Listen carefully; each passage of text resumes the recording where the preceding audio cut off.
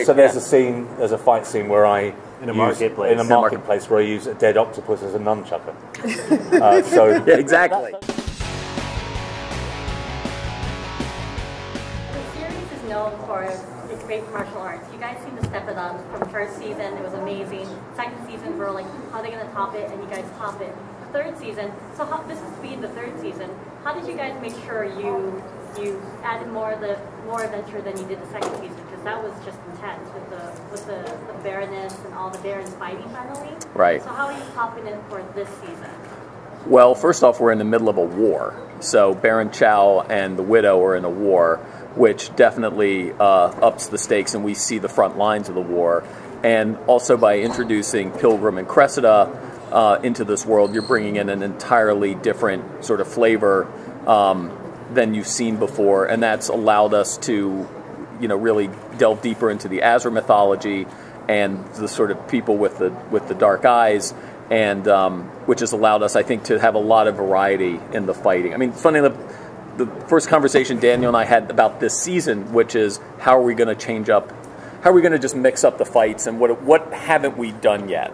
So, I think you see a lot of, I mean, Daniel's first fight in episode 1 of the season is very kind of brutal, hand-to-hand, no wires. The first fight of the season with the Widow and Moon is very in the vein of Crouching Tiger and House of Flying Daggers. But then you also have a lot of comedy as well this year. So we really, I think because we're expanding the world, we've been able to really expand the palette of the fights as well. I think that's kind of a Hong Kong thing too, is there's comedy in the fight, and I kind of love that aspect of it as well, and trying to find those little beats so you can have a fight, but if someone hits you with a chicken at some point, you're going to take a bite out of that chicken, you know what I mean? I like those kind of Hong Kong fight rules when it comes to comedy during a fight, I think it there's can really little add spaces something within the fight to have a bit of drama happening, whether it's comedy or whatever it is, that allows to breathe, and that fight has its own character on its own.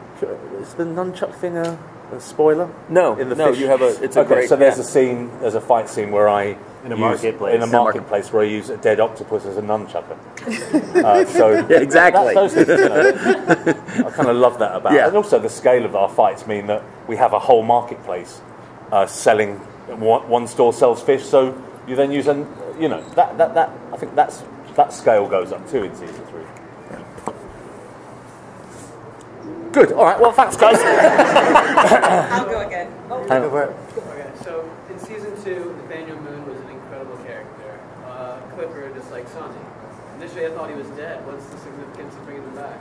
Well, yes. Well, in season 3, the Widow has, when we begin, she's really sort of alienated everyone. She had the big throwdown with Tilda, Lady Bird with a chandelier dropping on you, and then Waldo had sort of become disillusioned and had left her, so she had to go out and recruit a new regent. And so she goes out and finds Moon, who was we said in season 2 was a former Clipper, and you find out that he used to be her husband's regent, which is why she goes and recruits him. And then one of the things that she does is build him a mimic hand that, and again, that's really a homage to martial arts films as well. And we wanted it to have a bit of a steampunk vibe to it, so that it's a little tricked out. You know what I mean? So it's got a sword, it's got darts, it's got sort of different little weapons that he can use.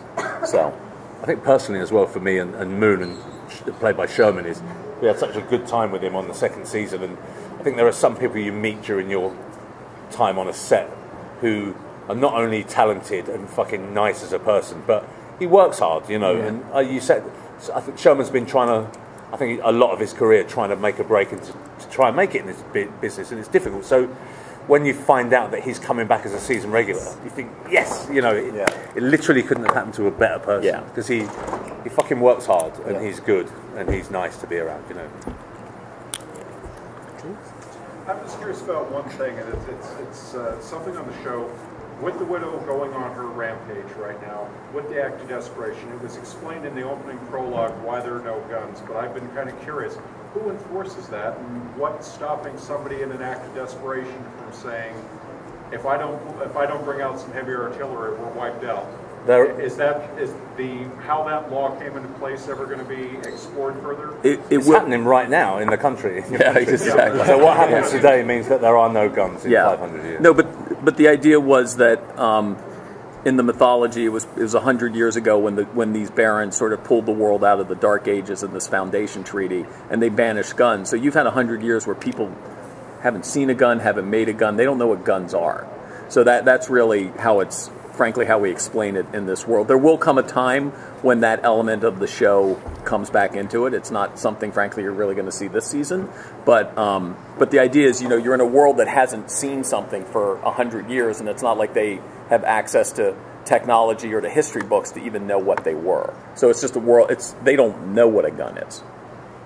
Yeah. There's a lot of world building in the show, obviously. What are some of your biggest influences for post-apocalyptic movies, TV show, anything like that, and how far ahead have you planned for the story?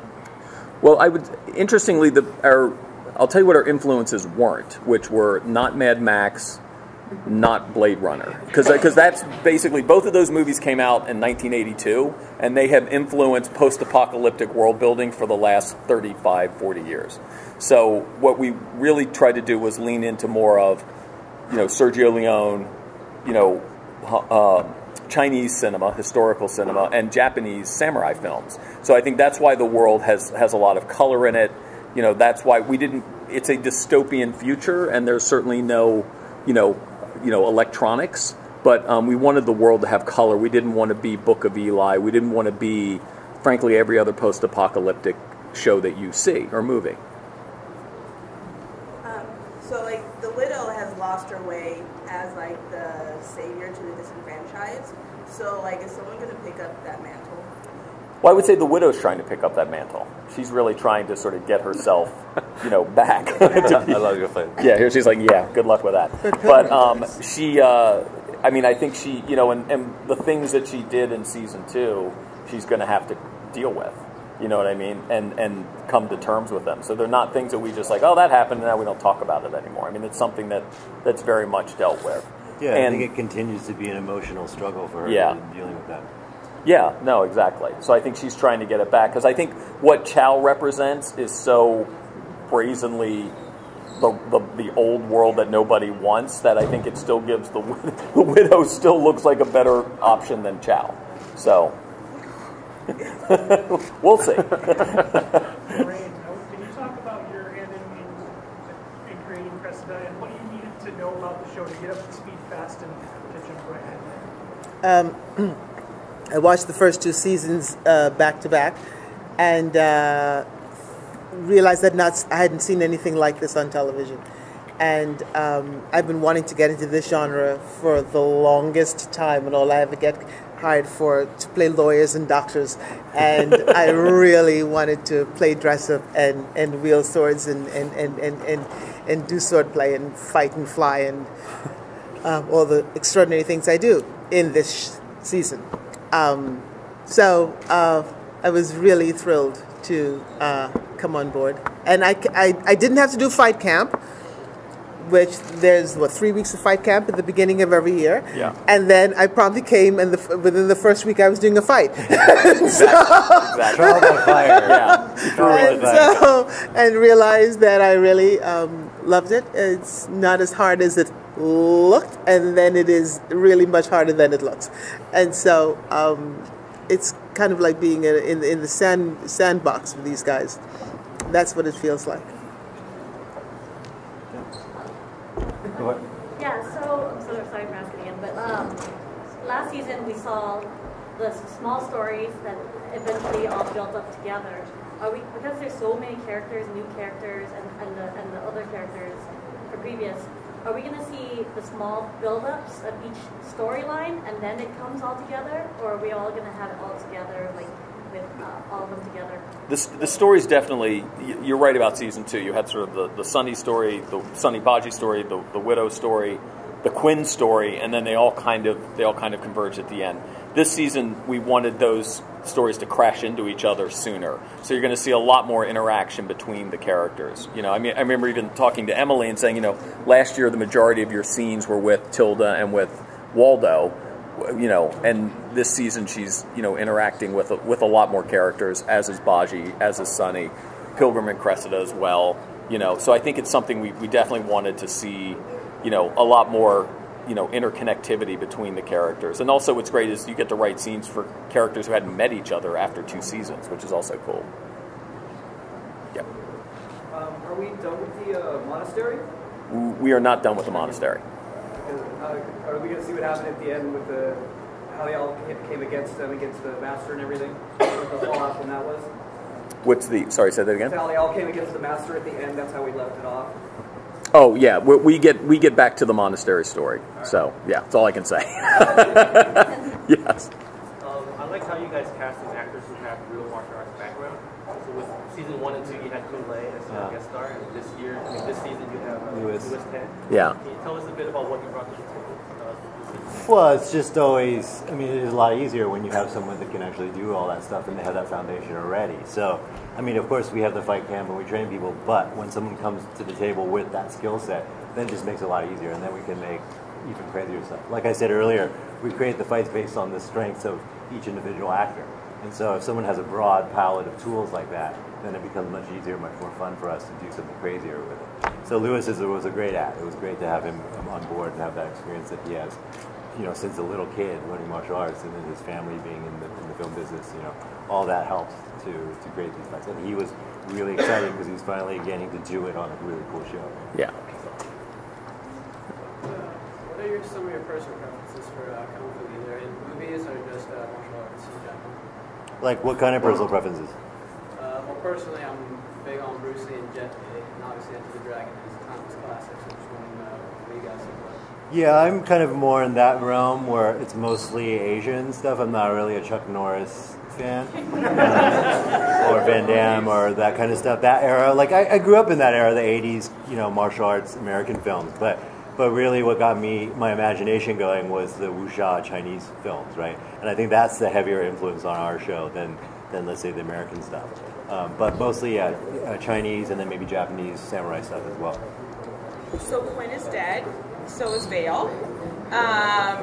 The widow is sort of out of place, and obviously these are all power players, but they're also really symbolic of themes of fatherhood and motherhood. Right. So how are those two themes going to change with the players changing this season? What are those two things going to look like, if you can share, this season that it might not have looked like last season? Well, I think, first of all, you have Sunny as a single samurai father who's fighting for his son. You have the widow and Tilda, who are going to have to find a different version of their relationship. When we meet them again at the beginning of the season, Tilda and the widow are very much at odds. But I think it's like a lot of, it's a lot of young women and their mothers, and I have a 18-year-old daughter and a wife, and it's fun to watch every day.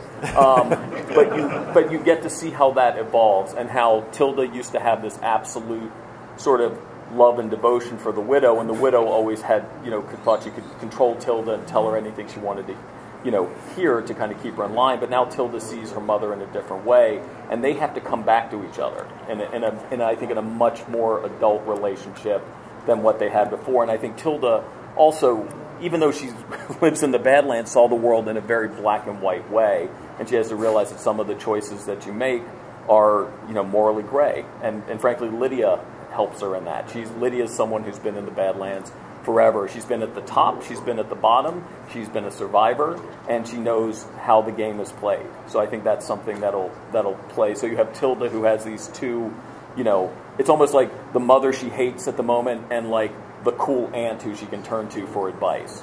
You have Sunny, who's literally trying to be a single dad. Vale's last words were, teach him how to be good. How do you do that in this world, and how do you do that with all these tattoos on his back?